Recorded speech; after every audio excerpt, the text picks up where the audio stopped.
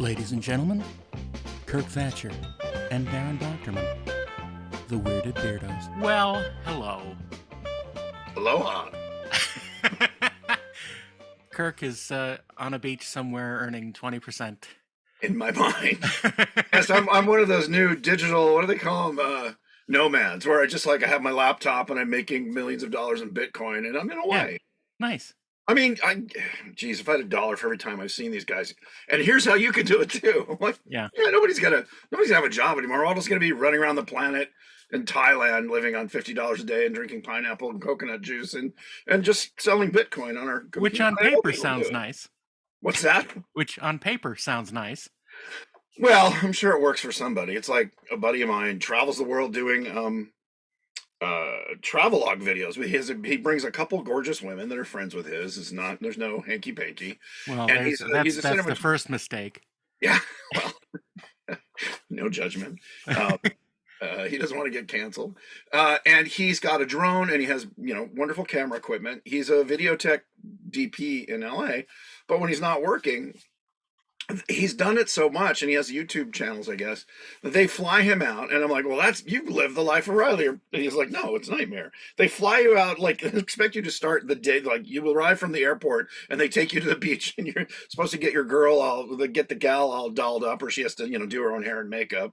Right. And then they put you up for 2 nights at their lovely resort, but you're supposed to film all day. So he goes, yeah, no, it's nice to see the world, but they don't give you an extra 2 days to just enjoy the place. It's like, nope, you're done. Bye. Wow. Yeah. Anyway. Well, that's aloha, and it's the new year, so it is. This is for those who don't know. I'm sure there's very few of you. I'm a big tiki aficionado, and when I go to conventions, I typically wear this hat. And it started as somebody gave me one because I was Captain. I've been Captain Kirk since Sure. Again, Star Trek is. Thankfully, I liked it. But yeah, since I was a kid, it came out. I mean, I think it came out when I was like 5. So immediately, first grade, kindergarten, like Captain Kirk. I'm like, yeah, that's me. Yeah. And someone gave me a hat, a cheap version of one of these, God, like 20 years ago. And I started wearing it at Comic-Con so people could find me quickly because, right. I mean, I'm 6'1", so that helps. When you wanted that to happen. Yes, when I wanted people to find me, they bought the hat. So then it just became a mild affectation, but I'm also a big fan of tiki. So today, I think every episode I'm going to wear a different hat and a different shirt, robe, something, because I have over 300. So at least you will not get any copies for the year. That's so insane. this is Good the for you. yeah, well, yeah, for me. I have hats and cats.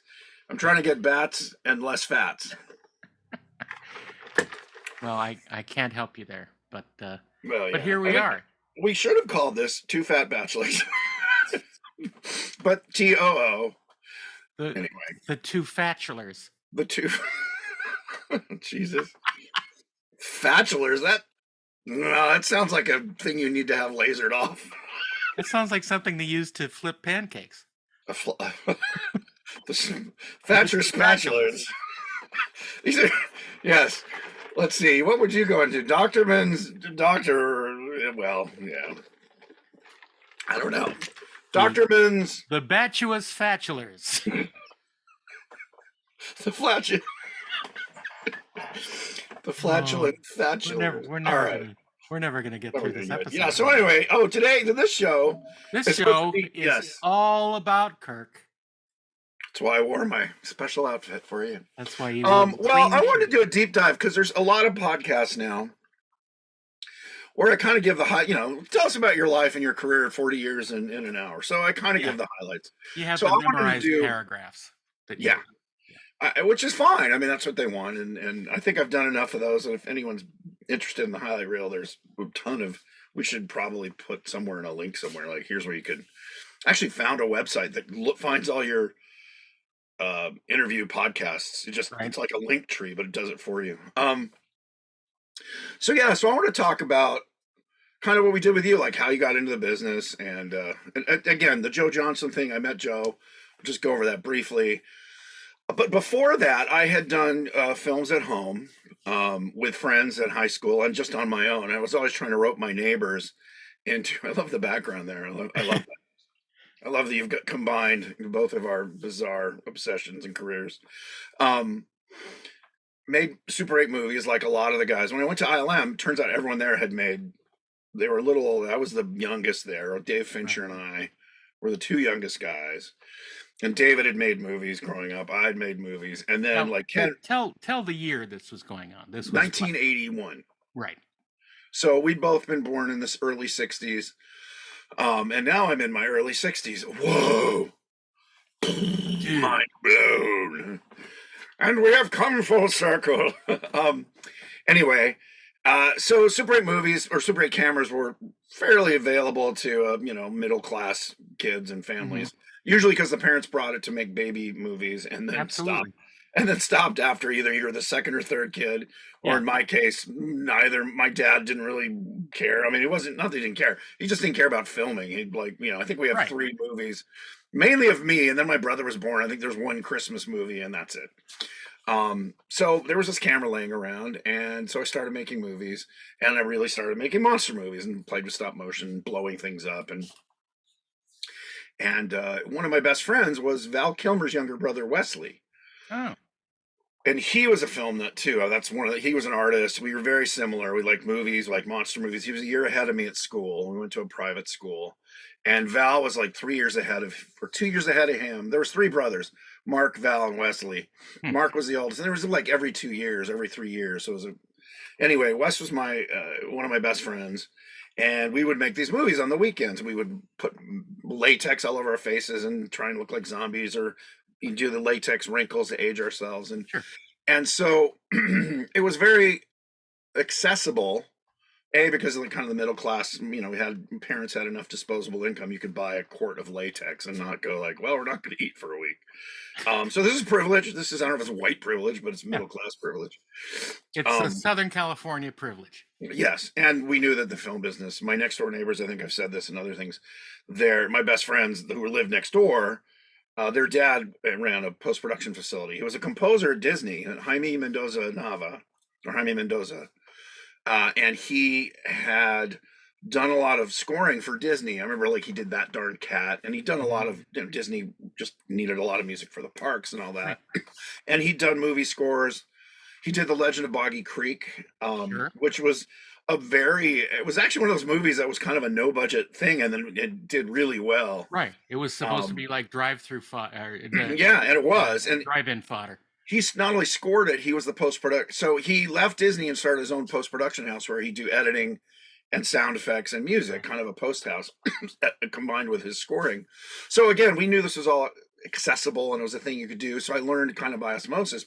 We'd ride our bikes to Burbank and go hang out in his post-production offices and play with moviolas and cut together stuff just on the weekends, obviously. So all that let me develop some familiarity with the whole filmmaking process, what MAG was, the technical parts, the technical, the tools. And then I know what you're going to say. I'm not going to say it. You're going to make everyone else is thinking it. Everyone's thinking why does this hat keep disappearing? I know what you're all thinking, and the answer is yes, I'm single. So all you girls out there, or ladies, or women, or people identify as female, canceled. What? I said I corrected myself until it was anyway. Send cards. Just DM me. It sounds dirtier than it is. So then met Joe Johnston. Went to ILM. Worked on a little movie called Revenge of the Jedi. It was Revenge when I started. Revenge of the Tools. Revenge of the Tools.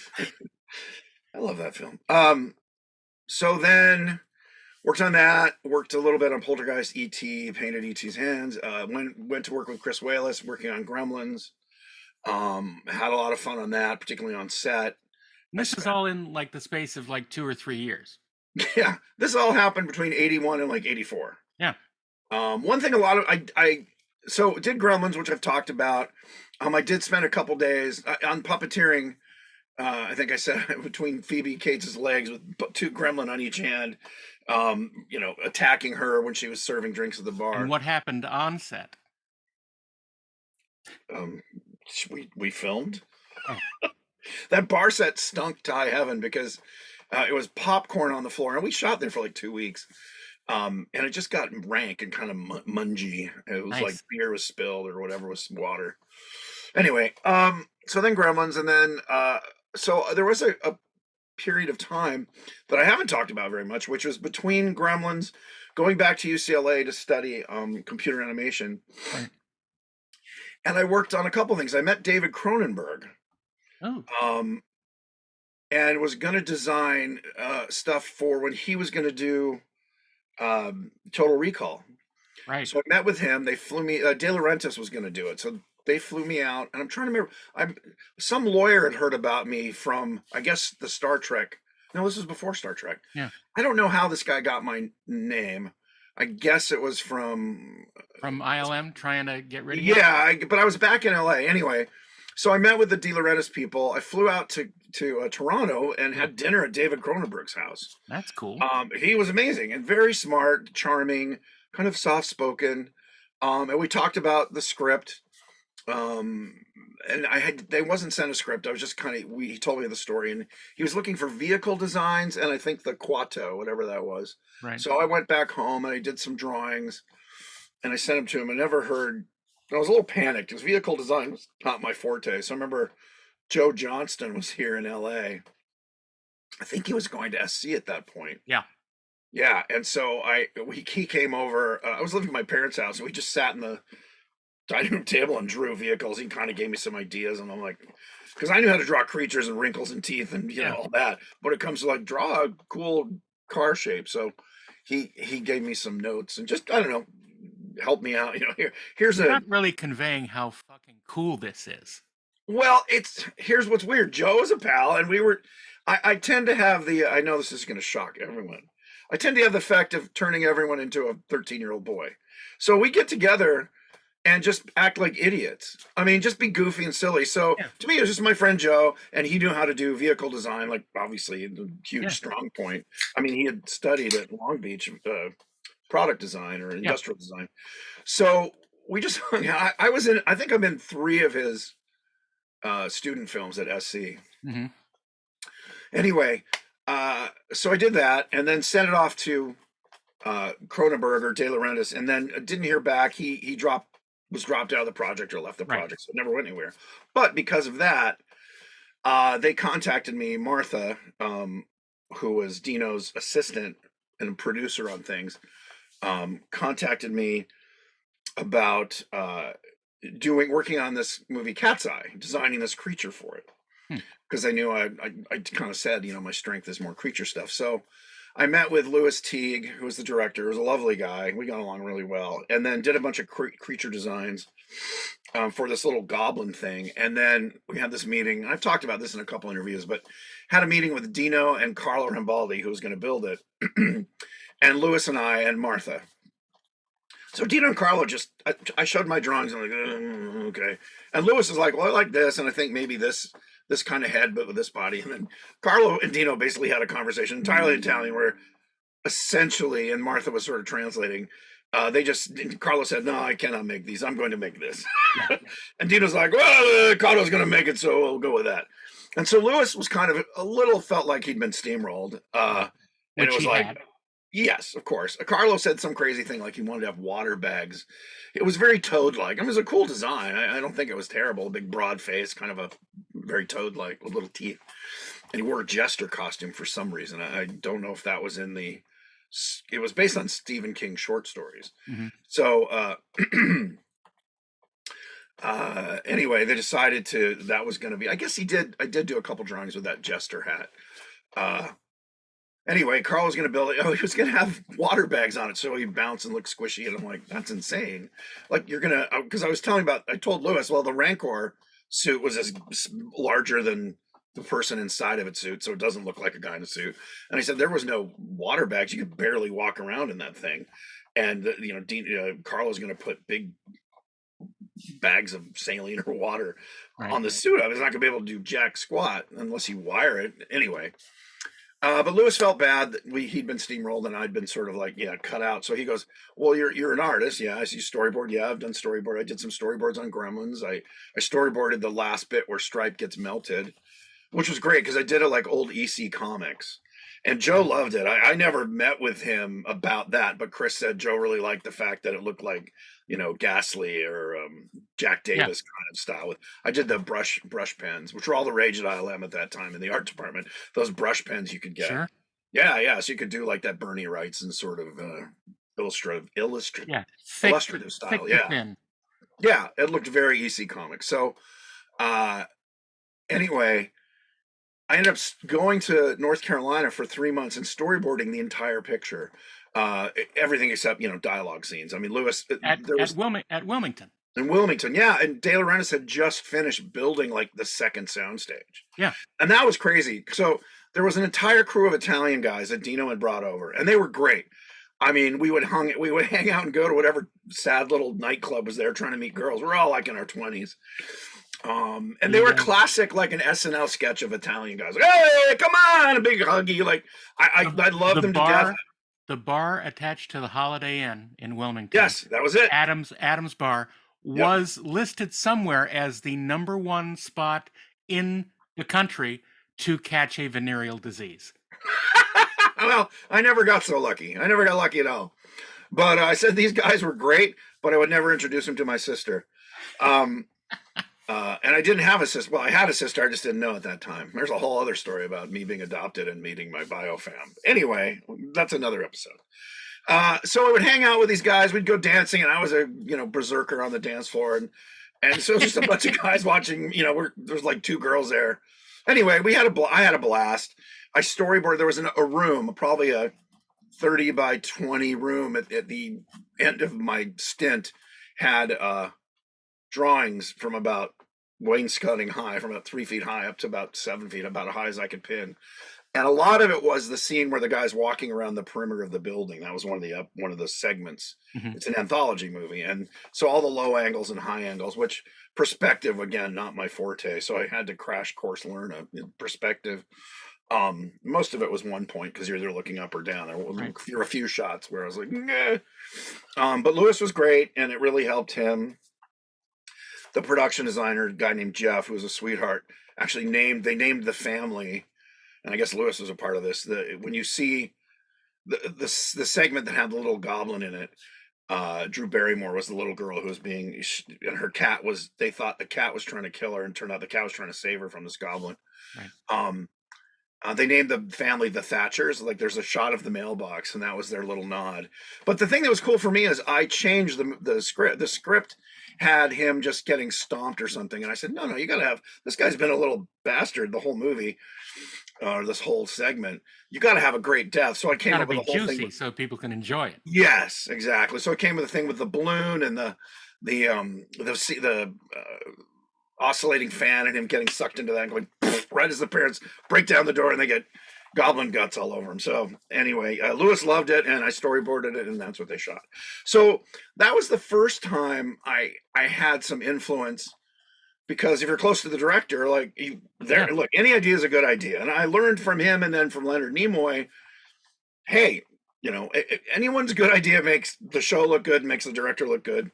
So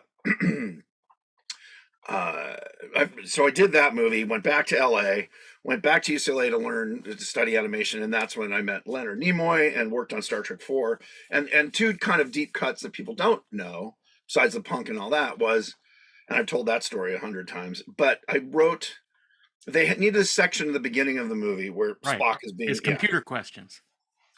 And so Harv Bennett's like, well, you're in science and all that. Go write up a bunch of like philosophy, archaeology, science, chemistry, physics, engineering. So I still have it, a science encyclopedia. It's like this big, and it kind of covers general knowledge of literally all those things. And so I just flipped through it, and what is the molecular? Steve Lee, a sound guy who worked on Star Trek 4, found the original molecular structure of gadolinium. Yes, what does it make? Yes, exactly. And who said logic is the cement of our civilization, from which we ascend from chaos using reason as our guide? So I got to write all those, and I put my name in there as and also a Star Wars Easter egg. T. Plana Hoth, matron of Vulcan philosophy. That's Planet Hoth with the T shifted over, just T. Plana Hoth. Well, that was an Easter egg that I think I finally outed on Twitter. And some people are like, "Oh yeah, I do that." No, you didn't. No, you didn't. You jerks. Anyway, so that was fun. And then the other deep cut was That's My Voice. So Leonard said, "Hey, we need to record. I need something to react to. Can you just record it since you wrote it? You know." And I'm like, "Sure." So I just said, "Who said logic is the cement of our civilization?" Kind of dead in the flat, Star Trek, like Majel Roddenberry's copying that kind of flat affect. Right. And they sped it up a little bit and harmonized it and used it on set. And then when it came around to finishing the movie in post, Leonard's like, "Oh, just use that." that works fine. So Ralph Winter told me afterwards, he said, we're not going to give you credit. It's funny because I got the SAG card, not for the punk cameo, but for the song. Right. So I could have gotten credit as the voice, but I did not. The other thing I wrote or I tweaked was, well, a couple of things. My face passing out and turning off the boombox, because originally it said Spock turns it off, but I'm like, he's not going to know how to turn it off. What if I just face hits the button? They're like, "Great, love it." And then, talking to the computer, because I just gotten a Macintosh, and so they said, Scott, I think the script says Scotty sits down and starts typing. I said, wouldn't he talk to the computer first? Because that's what they do. And they're not aware that you can't talk to a computer. And they're like, "Oh, yeah, that's a good idea." I said, good idea. So he says, and I said, "Yeah, what if he picks up the mouse?" He goes, "Use the mouse," and he thinks it's a microphone. So that was my gag. So adding little bits like that just pleased me no end. And it's a fun little moment. Anyway, so I did Star Trek 4, which talked about ad nauseum on other things. And then met Jim Henson. So I started with Jim because, and I think I've told this, I know I've told it, Jim Frawley, who directed the first Muppet movie, his wife was a headhunter for Omnibus Able, which was a big effects company back in the 80s. Right. And we had talked to them about maybe doing some post effects work on Trek. It didn't work out, but she and I had become friends. And I was showing her some ideas I had for kind of creature TV shows and stuff. She goes, "I'd love this, Jim Henson." So she set it up. I met with Jim. We got along great. And he was at the Bel Air Hotel. We ended up sitting we had lunch, and then we ended up going back to his bungalow, he and his assistant, Mary Ann. And I ended up sitting on the floor of my big portfolio case, and I brought, I think, a couple of these sculpts I'd done of these alien, genetically engineered animals, actually, that were running a space program. And he just said, "Great." And then, like 2 weeks later, he calls, and my mom answered the phone, and she thought it was like, you and I do impressions, all my friends do impressions. Yeah. So she thought someone was doing a Kermit impression. She's like, "Is Kirk?" Hi, can I speak to Kirk, please? Yeah. And she's like, "Oh, Mask is calling. Like, it's Jim Henson." "Okay, Jim Henson." So she felt terrible when she found out that it was actually Jim Henson. So I started working on a show. It was a kid show. Jim always wanted to do shows that would teach. He wanted to do a show. This show was not like Fraggle Rock, which was going to end all war. This was going to teach kids about kind of the abundance of cultures and flora and fauna, and also cultures on Earth. And the idea was it was aliens in this weird kind of blimp-shaped spaceship that were traveling around reporting back to their planet. It's an idea that's been done. At that point, I don't know if it had been, but there were these 3 aliens, and their job was to report back, should we invade Earth? Should we not? Like, what's going on here? And so it was fun. So I started doing pencil drawings and finished like marker and colored pencil illustrations for this show, working with Michael Frith, I was like, why are you hiring me? This guy is amazing. He's up there with like Walt Kelly as just an illustrator, let alone a concept guy. He was the head of the art department at Henson, and he's very professorial. He has one of those glasses. He looks over his nose at you, and he had white beard and gray hair, and really funny, incredibly smart guy. It was very intimidating. Yeah. But Jim was the guy who had hired me, so that was great. So worked on that, and then went on to do the Jim Henson Hour, and on that, what was great about Jim was he'd hire artists as concept people before he hired writers. Right. Because he was a visual thinker, and that's one of the reasons he and I got along really well. So I was kind of a gag idea guy, but using art instead of like two caterpillars walking to a bar. Yeah. So I draw it, and then he had another guy in England, and he and I become really good friends, John Stevenson, who had done the same thing with him over in the UK. So started working with Jim, went to New York, moved to New York, and then to London, Toronto, Canada, and did the Jim Henson Hour. And I got my first taste of directing second unit on a film. So the idea with the show was half an hour of Muppet stuff, and then half an hour a short film, whether it was one of the storytellers Right. from England or a couple things that Jerry Jewell had written. One was called Lighthouse Island, and there's a couple great stories from Lighthouse Island. Again, these are not. I think maybe I've told them once. So I got to do second unit. And the idea was it was this odd little island where weird stuff would happen, and so I was shooting just inserts of like creatures peeking around corners, and one of the things I was because of my creature shop and creature background, I was given like, okay, so this has these two mermaids in it, these two people. The kind of romantic interest, guy falls in love with a woman. It turns out she's a mermaid. In the end, he jumps into the water and they swim off as mermaids. That was the great ending. Well, the creature shop had built a mermaid tail for this gal, and for the shot, they didn't want to build a tail for the guy. I don't know if he couldn't swim or it was just like too much money. So they said, we're going to build two models of mermaids for like a wide shot, but they were about 2 feet long. They were about this big. Well, there we go. Yeah, maybe 24 inches, maybe 30 inches. And the thing was, we were shooting them in the Atlantic Ocean. So there was no way with perspective. I mean, they looked like we're swimming through a tsunami. We shot with the stunt gal in Peggy's Cove. Again, this is the Atlantic in November. Yeah. Water was chilly. Yes.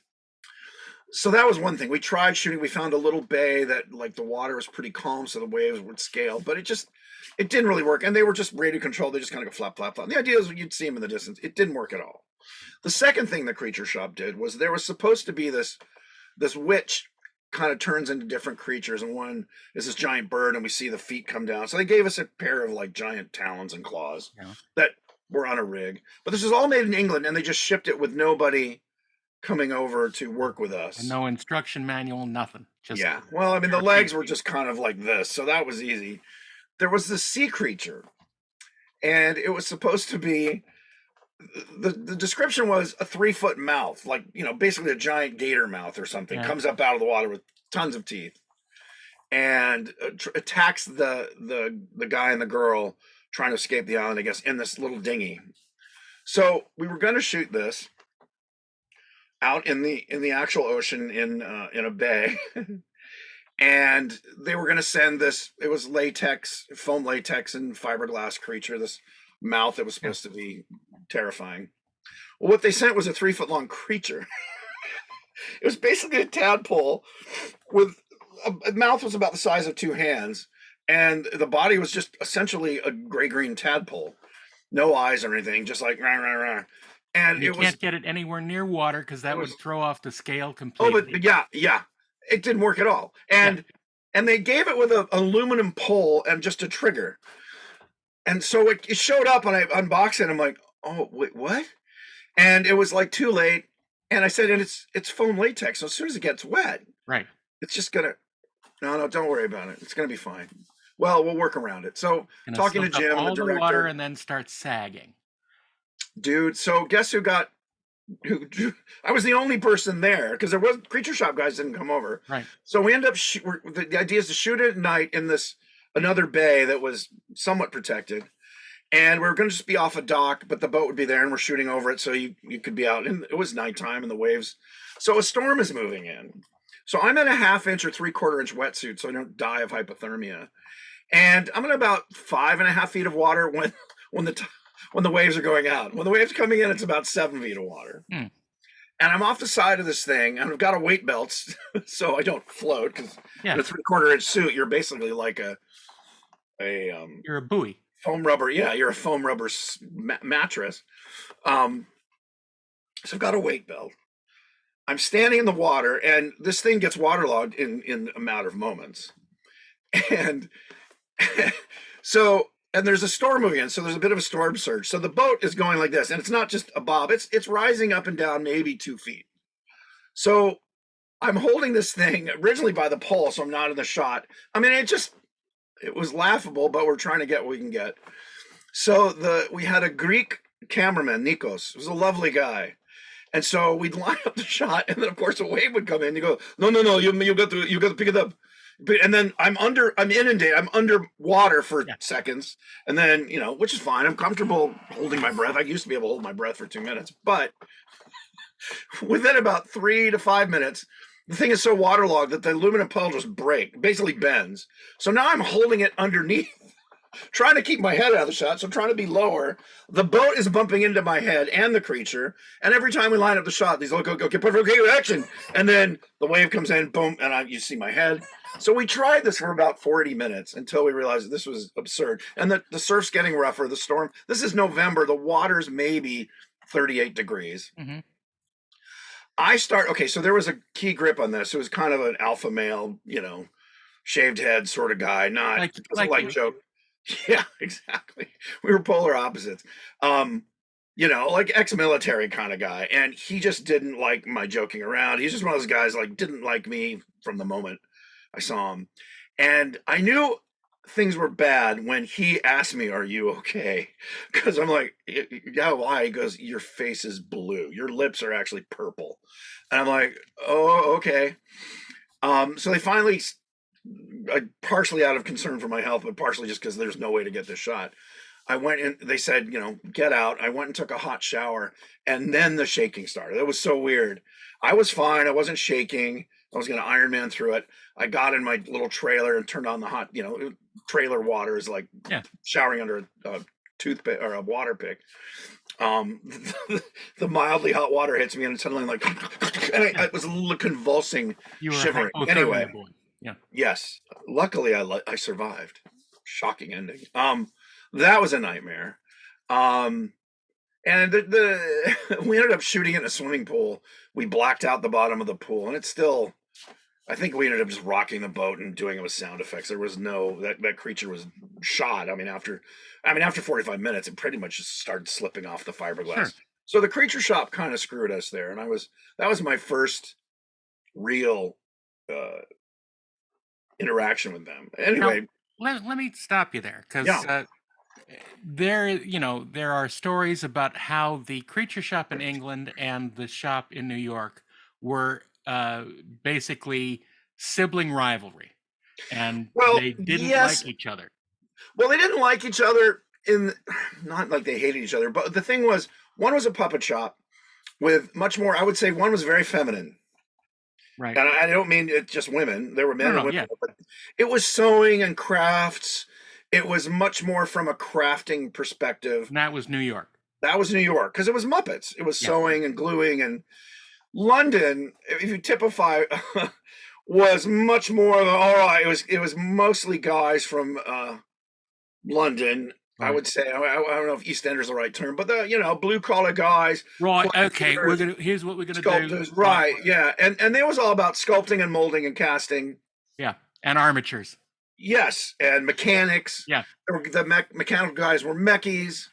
And it was a much more brutal. Like the mechanical guy was a very thin, lovely guy whose nickname was Flimsy.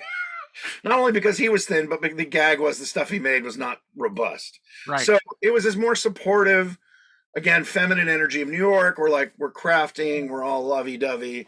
And London was like, all right, mate, if you can't do your job, fuck off. We'll get someone who can. It's crap, isn't it? And English film crews are great. I love them, but much more cynical. Of course. Not that there wasn't cynicism. There was more of a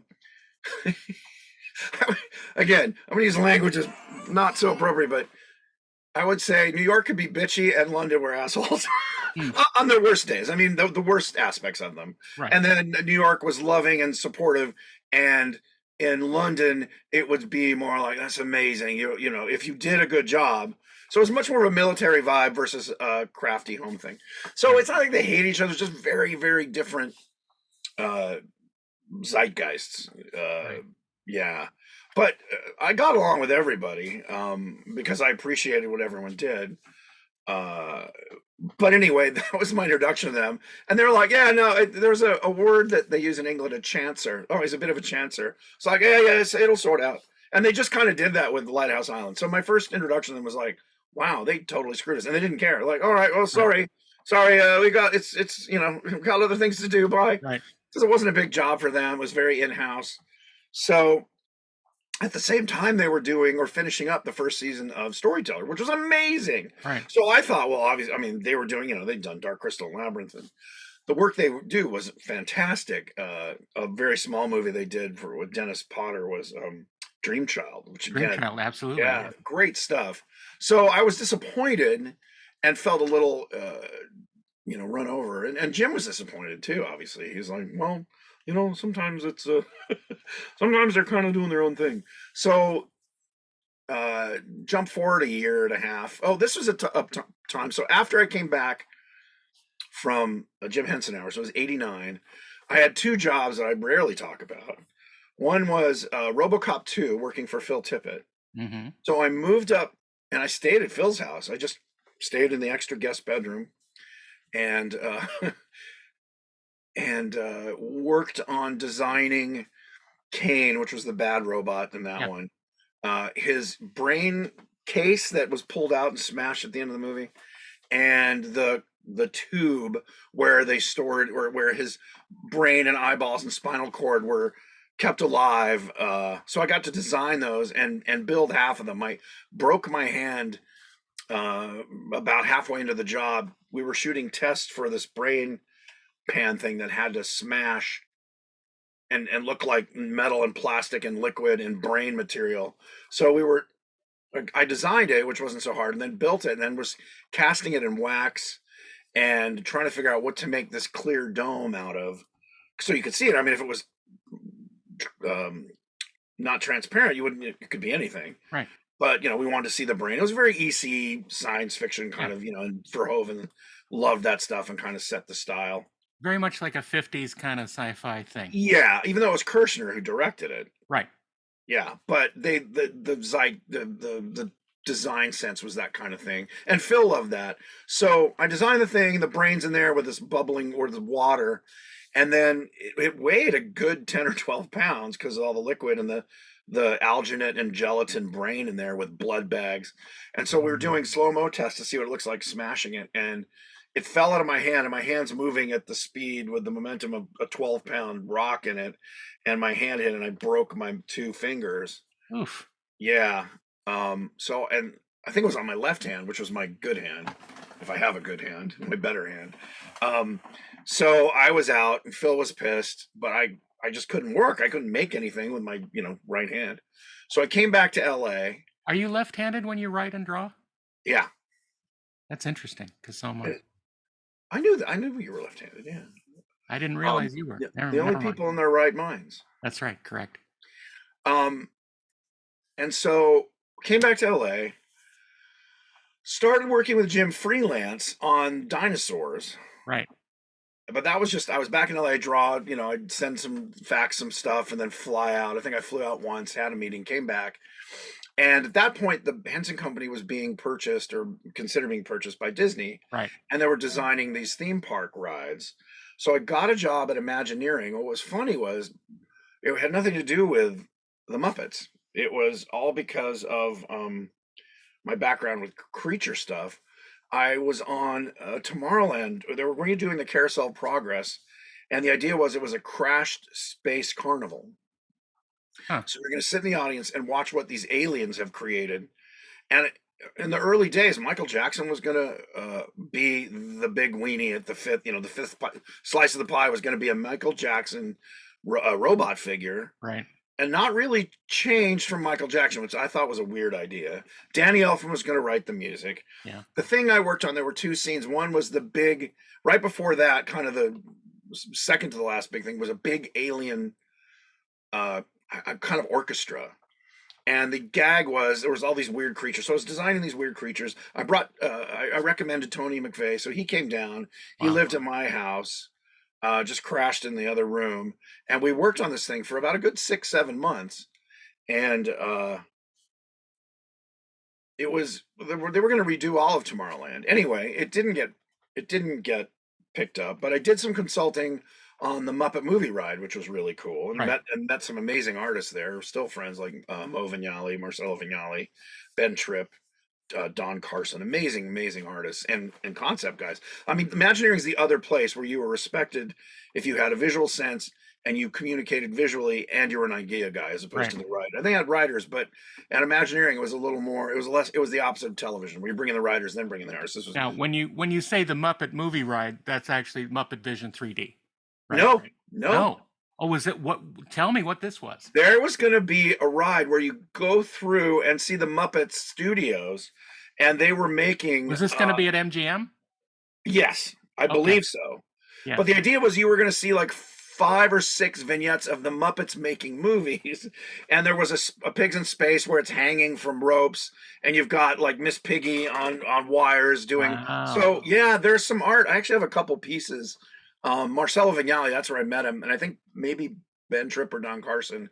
They were all working on that, and it was great. It was going to be amazing. It was sort of a ride through Muppet Studios, and Hmm. it wasn't the 3D movie. So on that, the only thing I worked on that was I designed this Waldo character for Jim Henson Hour, which is a computer puppet, Right.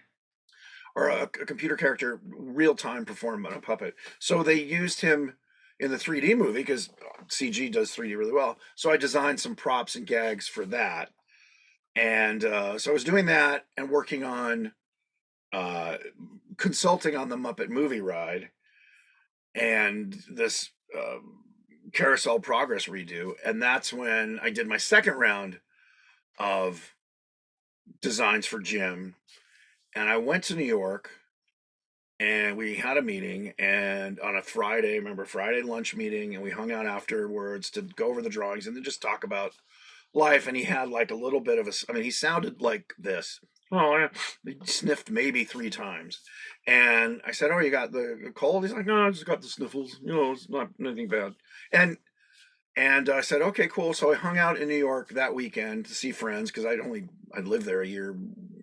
Yeah, just 2 years earlier. No, a year earlier. So I saw friends, went to my favorite haunts, and flew home on Monday and Tuesday morning. I think it was Tuesday morning. I knew it was in the morning. It was Tuesday, Wednesday morning. I hadn't been home more than 24 hours. I got the call. Kevin Clash said Jim died last night. I'm like, how was that? Was he I thought he was in a car wreck. Like, Yeah. Yeah. he was 52, 53. Yeah. Anyway, people know that story. So that was horrifying. But and we went to New York and stayed. It's weird. Like, my life sounds so, I wouldn't say glamorous, but I stayed at Henry Kissinger's son's house, or condo, or apartment. He was dating Jim Henson's assistant, and he and I become pals. We bonded over a cereal called Oat Bake, and we still sign off, or when we're texting each other, start with Oat Bake or end with Oat Bake.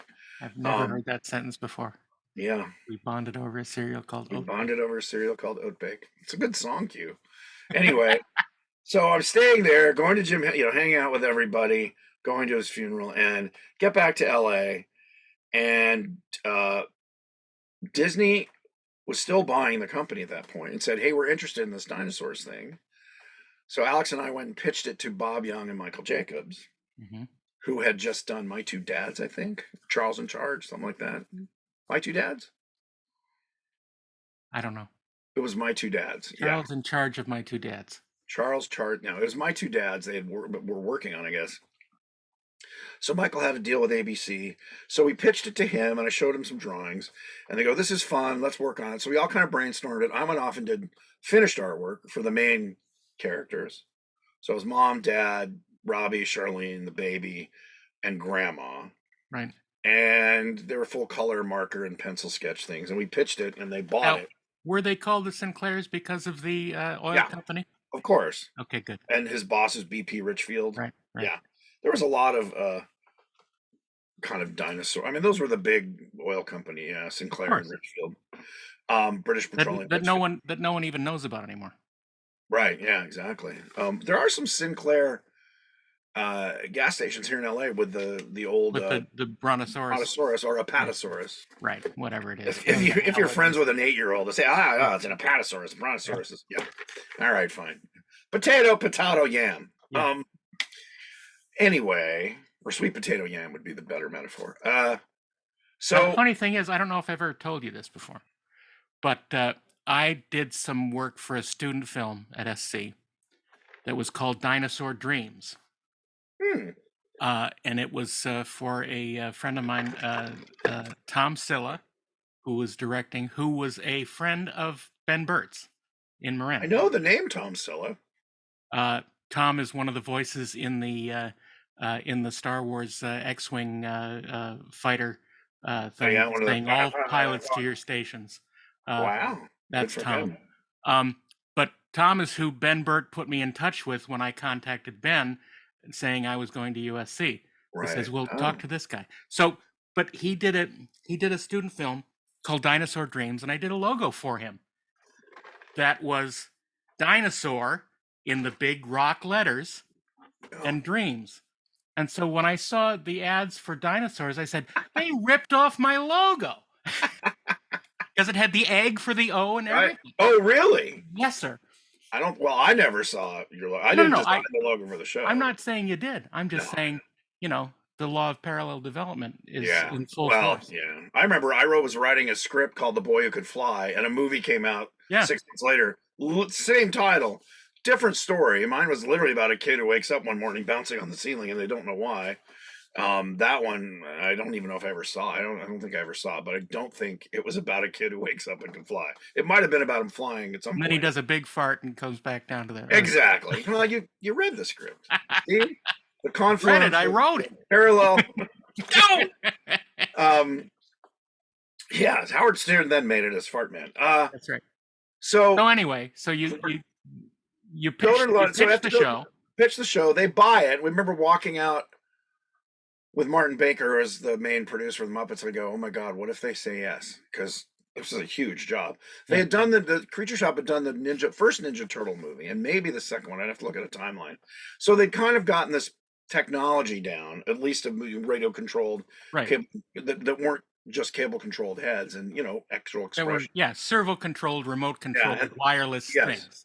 And that's how we helped sell the idea. The Creature Shop had a demo or a sizzle reel, like 3 minutes of like all these creatures and the Ninja Turtles talking. And so we sold it, and I went to London for 3 months to supervise the build. And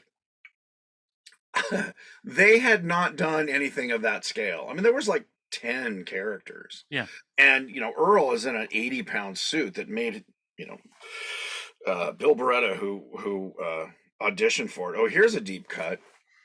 One of the people who auditioned to be one of the suit performers was the gal who played Phoebe on Friends, Lisa Kudrow.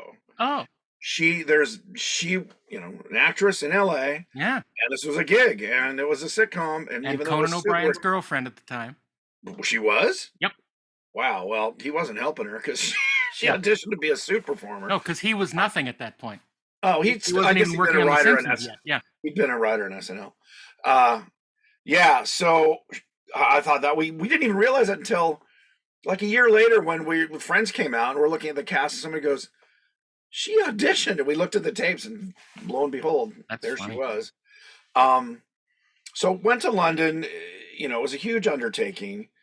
One of the things that was funny was the original drawing, it's somewhere on the web, you can see it, of Earl. He had a much more protruding jaw because he's supposed to be a bully blowhard. That's how we designed it. So I think the original drawing, he's wearing a Hawaiian shirt, he's got a cigar and a beer. He's kind of based on my brother. Who's not a blowhard, but he's a bit of a alpha male know-it-all type. A guy who's always got a beard, either a cigar or something. So I was like, he's that guy who leads with his chin. And so Michael saw the sculpt. Did he fly? I don't remember if he flew out to London or not, but he saw the sculpt and he's got this big jaw and he's like, no. I don't know what I'm talking about, but it's, he looks mean. He looks mean. And we're like, well, he's not, he's in a neutral expression. So he's just kind of like, Mm-hmm. Because no, it looks too mean. You gotta take that jaw down, or what would you do? I said, well, you shave the jaw down, and it'll look a little more like Newman from Seinfeld. And he's like, yeah, he just looks too mean. So we did it. And after the first season, Michael's like, why'd you do it? Why'd you listen to me? Now he just looks like a big fat idiot. We're like, well, and Michael, I mean, laughing as he said it, but why'd you listen to me? Why don't you just, so they even talked about resculpting the face so we could have him be a more, but I don't know. The fact that he was kind of a big dope worked, I think. Yeah. I mean, what an original idea. The dad on the sitcom is an idiot. I mean, but The Simpsons, in fact, we were compared to The Simpsons. They were like, in fact, Simpsons did a parody of us where Bart and I think Maggie are watching a show. Well, and Homer, and it's basically dinosaurs version of The Simpsons. He's like, look, it's just like us, except they're dinosaurs. And so then I don't know if we did this. I can't remember now. We talked about Tim Doyle wrote, and maybe it's just an audio thing, but they're watching TV, and it's a show called The Simpstones. Nice, yes. Simpstones. Meet the. But I remember one of our first reviews. I think it was in the LA Weekly. Was the title of the review was Yabba Dabba Duh. It's like dinosaurs is a pale, ripoff of The Simpsons with dinosaurs. Incidentally, Tim Doyle messaged me and said if his name isn't mentioned more on the podcast, he's going to be angry. Well, there you go, Tim Doyle. Because I went to school with Tim. I went to school at the same time with Tim, so I knew him from then. Tim was a junior writer. He was part of the ABC Writers Program. So we built these things, and meanwhile, Bob and Michael are casting not only the voices, but also the writing room. Yep. So I come back, and to Michael Jacobs' credit, and I'll always thank him for this, he said, you know what?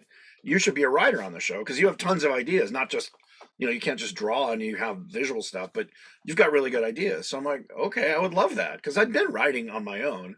So I got my Writers Guild card and I started as a co-producer, which is not bad for your first, even staff writer. Well, which is the title they give you instead of money.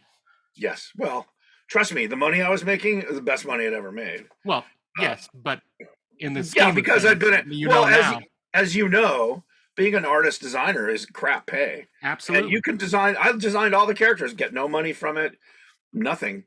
If I'd written them, I'd be rich. I wouldn't have to do things like this. I'd just be sitting in Hawaii. Wait a minute. Have to do things like what?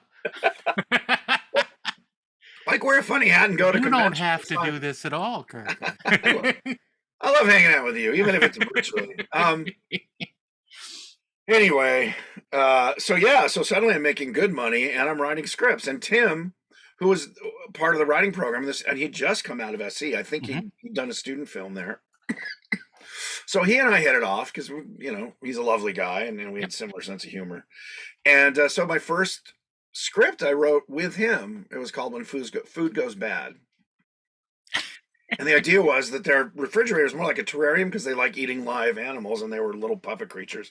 So my joke was, well, the puppet creatures in the fridge kind of revolt. Literally, the food goes bad.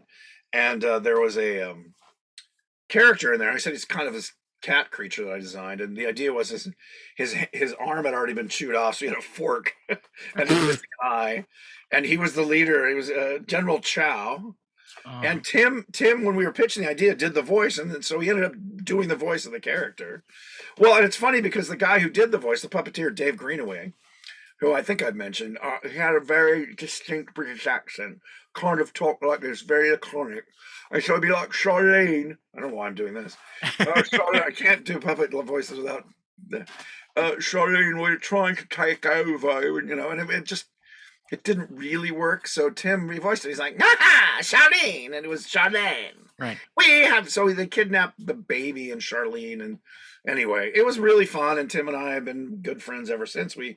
After the first season, he and I had all this buddy because we're two bachelors who live in apartments. And, you're just suddenly making all this cash. So we went to Australia for almost a month and just kind of toured Australia. Yeah. So that was Dinosaurs. It was 4 years on that. And then I started writing. I'd been writing Muppet sketch stuff. Right. And at the Henson Company, we were pitching movie ideas after Christmas Carol had done so well. And I loved, for me, the Muppets were Monty Python. They weren't Sesame Street. I mean, I love Sesame Street for little kids. And Jim was the same. Jim was just, the Muppet Show was a puppet comedy troupe. Yeah. It wasn't. It wasn't like let's all learn valuable lessons about humanity. But the Muppet movie had come out, and obviously at this point, I think 4 Muppet movies had come out Right. before I started working with the company. I think Manhattan had come out like the year before I started working with them. And I thought they were fun. I mean, the Muppet, they were all sweet and had a sweetness to them. Christmas Carol was kind of this new tact of like, let's use them as a performing troupe. Right. And I love that idea. I said, well, it opens up so many more opportunities. So many more opportunities for, what is it? Line from Step Brothers. Activities. So much more room for activities when they get the bunk beds.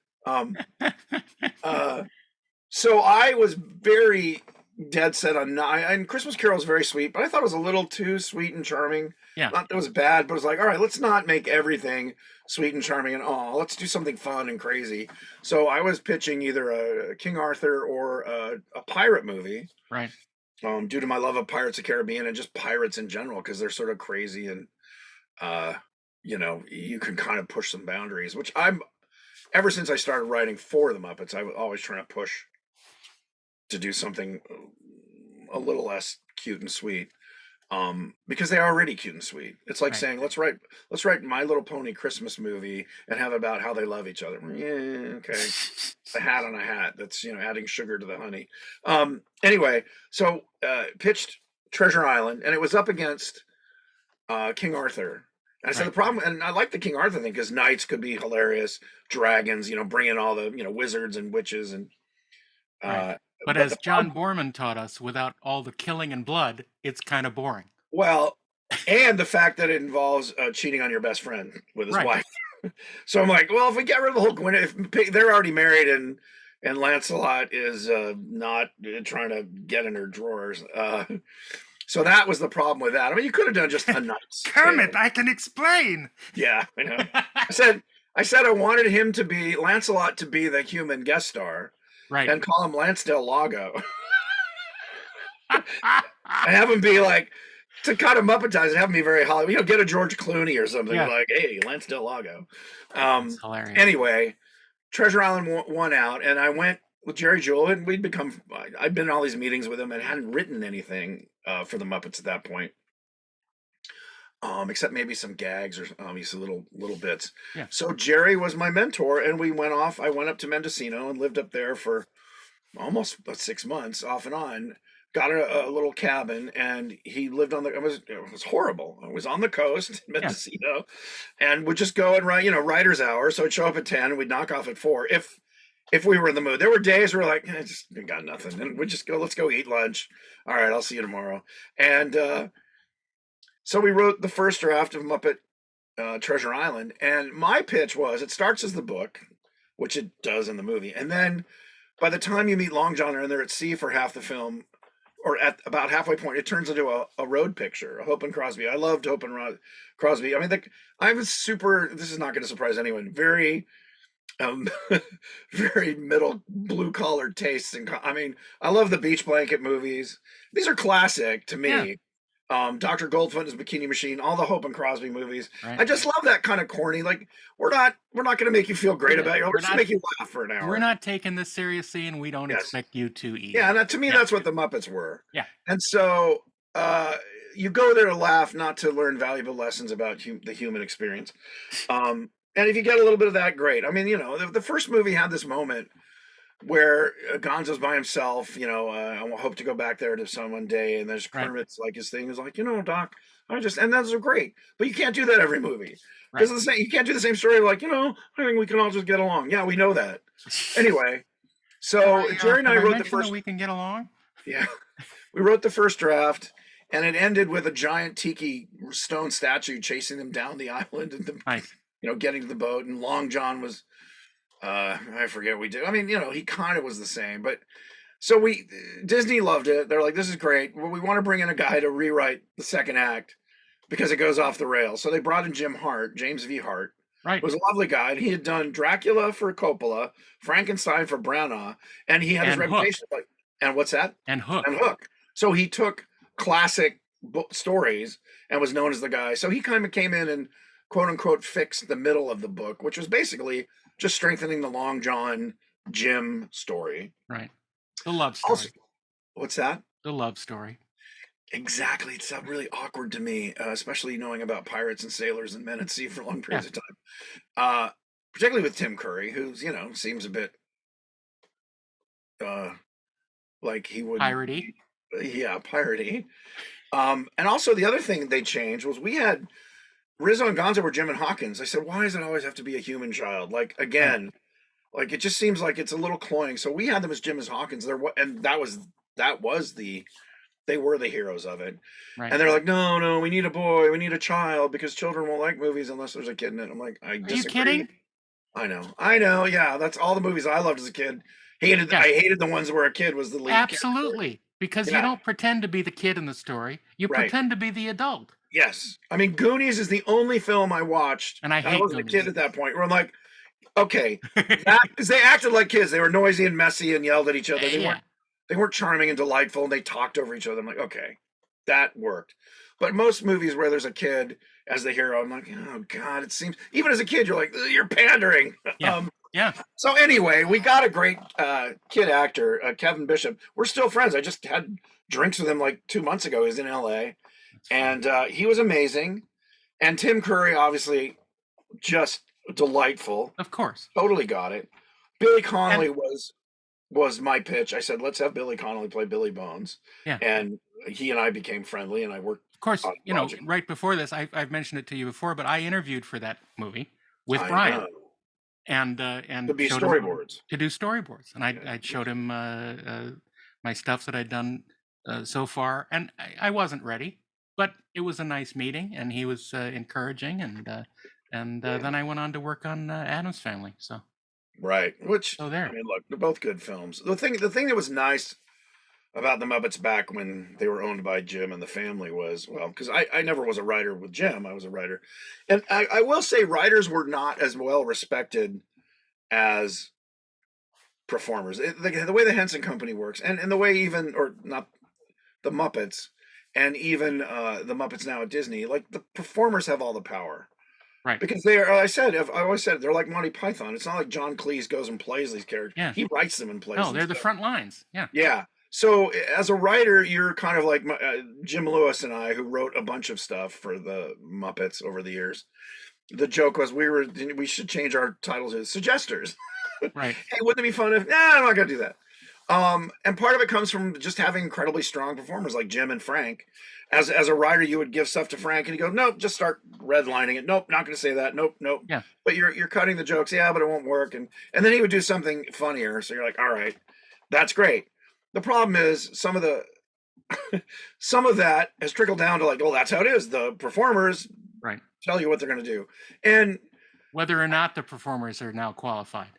yeah, and look, they have to approach it. The reason the Muppets are so loved is because they approach it like an actor and they embody the character. They're Yeah. not, in a way, they're not improv. They're not an improv group or a comedy group the way Python was. Right. Whereas like their thing is like, I don't want to sell the character down. They're actors.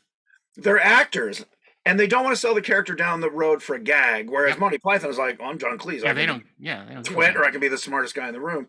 So as a writer, it's frustrating because you'll be like, oh, this would be really funny. And they'll be like, yeah, but I don't want to do that. I'm like, well, I'm the writer and this is TV. And they're like, yeah, but I'm Yeah. Kermit. So, Yeah. So it's kind of, and then directing is so technical for them. I mean, people are like, oh, I love the Muppets. And it's just getting 5 characters talking, where you're not, where you can just see them or even walking and talking. And they can only shoot for about a minute and a half before their arms get tired. So, I was watching a clip from Poltergeist.